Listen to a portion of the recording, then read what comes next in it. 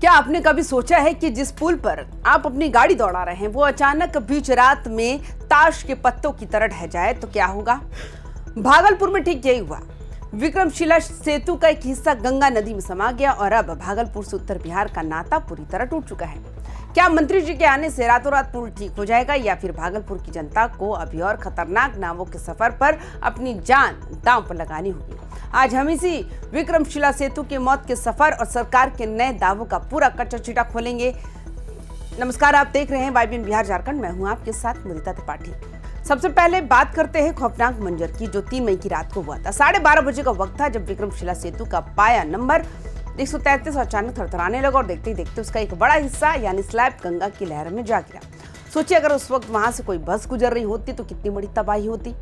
गनीमत रही कि स्लैब गिरने से पहले ही कुछ दरारें दिखी और गाड़ियों को रोक दिया गया। लेकिन बड़ा सवाल ये है, साल 2001 में बना ये पुल जो अभी अपनी उम्र के आधे पड़ाव पर भी नहीं पहुंचा था, वो आखिर गिर कैसे गया। क्या 24 साल पहले पुल बनाते वक्त कंक्रीट में मिलावट का खेल हुआ था। इस हादसे के बाद बिहार सरकार के पथ निर्माण मंत्री इंजीनियर शैलेंद्र कुमार भागलपुर पहुंचे। उन्होंने पुल के जख्म को देखा जहां से भागलपुर की लाइफलाइन कट गई।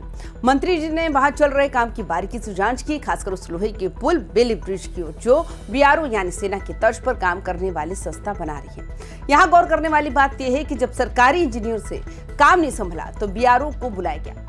मंत्री जी के तेवरों को अगर देखें तो उन्होंने अधिकारियों को सख्त हिदायत दी है। उन्होंने अपनी बातों में जो भरोसा जताया है उसे आप इस तरह देख सकते हैं। उन्होंने कहा कि सम्राट चौधरी के निर्देश पर हम इस काम को दिन रात एक-एक करके पूरा करवा रहे हैं। हमने खुद BRO के सामान और काम की क्वालिटी चेक की। अगले 10 से 15 दिनों के अंदर इस लोहे के बेली ब्रिज का काम पूरा कर लिया जाएगा और छोटे वाहनों के लिए रास्ता खोल दिया जाएगा। पुल की पक्की मरम्मत के लिए भी हमने इंजीनियरों के साथ ब्लूप्रिंट तैयार कर लिया है, ऐसा कहना है मंत्री शैलेंद्र कुमार का। शैलेंद्र कुमार ने सिर्फ पुल का मुआयना तक नहीं किया बल्कि भविष्य के लिए एक ब्लूप्रिंट भी पेश किया है। उन्होंने साफ कहा है बिहार के सभी बड़े पुलों की सेहत की जांच के लिए अब एक स्पेशल मॉनिटरिंग टीम बनाई जाएगी। ये टीम सिर्फ कागजों पर नहीं बल्कि जमीन पर जाकर हर 6 महीने में पुलों का हेल्थ चेकअप करेगी। इसका मतलब ये है कि अब इंजीनियरों को ऑफिस में बैठकर रिपोर्ट तैयार करने की आजादी नहीं हुई, उन्हें मौके पर जाकर कंक्रीट और सरियों की मजबूती की जांच करनी होगी। क्या इस नई टीम के आने से बिहार के पुलों की उम्र बढ़ेगी, ये एक बड़ा सवाल है। मंत्री जी ने 15 दिन का समय तो दे दिया, लेकिन क्या ये इतना आसान है। पुल निगम के बड़े अधिकारी पहले ही कह चुके हैं कि असली मरम्मत में कम से कम 3 महीने लगेंगे। इसका मतलब ये है कि 15 दिन बाद सिर्फ एक अस्थायी रास्ता मिलेगा जिसे हम पट्टी लगाना कह सकते हैं। असली इलाज में अभी लंबा वक्त है। विक्रमशिला सेतु के टूटने से उन पुरानी फाइलों को भी खोल दिया है जो सालों से धूल फाक रही थी। साल 2001 में जब यूपी पुल निगम ने इसे बनाया था तब क्या किसी ने सोचा था कि 24 साल बाद इसका ये हाल होगा। मंत्री जी ने संकेत दिए हैं कि पुराने निर्माण कार्यों की भी समीक्षा की जा सकती है। सस्पेंड किए गए इंजीनियर तो सिर्फ एक मोहरा है। असली सवाल उन ठेकेदारों और अधिकारियों पर है जिन्होंने घटिया सामान के इस्तेमाल पर आंखें मूंदी थी।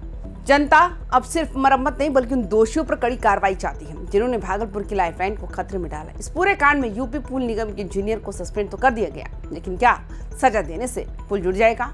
2001 में जिस कंपनी ने इसे बनाया, क्या उसकी जिम्मेदारी तय नहीं होनी चाहिए। क्या बिहार में पुलों का गिरना अब एक रूटीन बन गया है।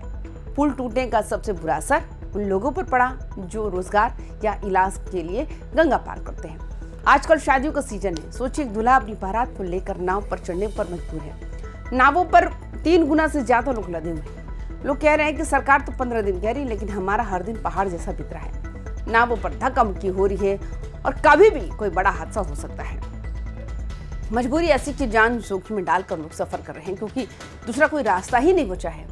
पुल टूटने का असर सिर्फ आने जाने पर नहीं बल्कि भागलपुर के कारोबार पर भी पड़ रहा है। उत्तर बिहार से आने वाला फल, सब्जी और अनाज का व्यापार पूरी तरह से ठप हो गया है। ट्रक के पहिए थमने से आसान सामानों की कीमतें जो है बढ़ने लगी है। दुकानदार परेशान है और किसान बेहाल। क्या सरकार इन व्यापारियों के नुकसान की भरपाई कर पाएगी। 15 दिन का बेली ब्रिज हल्के वाहनों को तो पार करा देगा, लेकिन उन भारी ट्रकों का क्या जो भागलपुर की अर्थव्यवस्था की रीढ़ है। जब तक भारी वाहनों के लिए रास्ता साफ नहीं होता तब तक बाजार में रौनक वापस आना मुश्किल है। भागलपुर की जनता अब वादों से थक चुकी है। 4 लेन पुल की फाइलें दशकों से इधर उधर घूम रही है, लेकिन धरातल पर सिर्फ ये टूटा हुआ ढांचा खड़ा है। चुनाव आते हैं, पुल का वादा किया जाता है और फिर सब भूल जाते हैं। लेकिन विक्रमशिला सेतु इस हादसे ने जनता के सब्र का बांध तोड़ दिया। लोग पूछ रहे हैं क्या हमें हमेशा ऐसे ही जुगाड़ के सहारे रहना होगा। मंत्री जी की नई स्पेशल टीम अगर वाकई काम करती है तभी लोगों का भरोसा दोबारा सिस्टम पर बहाल हो पाएगा। विक्रमशिला सेतु सिर्फ ईंट और पत्थर का ढांचा नहीं है, ये लाखों लोगों की उम्मीद है। मंत्री शैलेंद्र कुमार के दौरे के बाद उम्मीद तो जगी है, लेकिन जनता का गुस्सा भी कम नहीं है। 4 लेन पुल के सपने तो बहुत दिखाए गए, पर जब तक वह हकीकत नहीं बनते तब तक भागलपुर की जनता इसी तरह के जुगाड़ वाली जिंदगी जीने को मजबूर रहेगी। तो आपको क्या लगता है, 15 दिन में गाड़ियां फिर से दौड़ेंगी या फिर ये भी सिर्फ एक सरकारी आश्वासन बनकर रह जाएगा? कमेंट्स में अपनी राय जरूर लिखें। बाकी तमाम खबरों के लिए देखते रहिए YBN बिहार झारखंड। नमस्कार।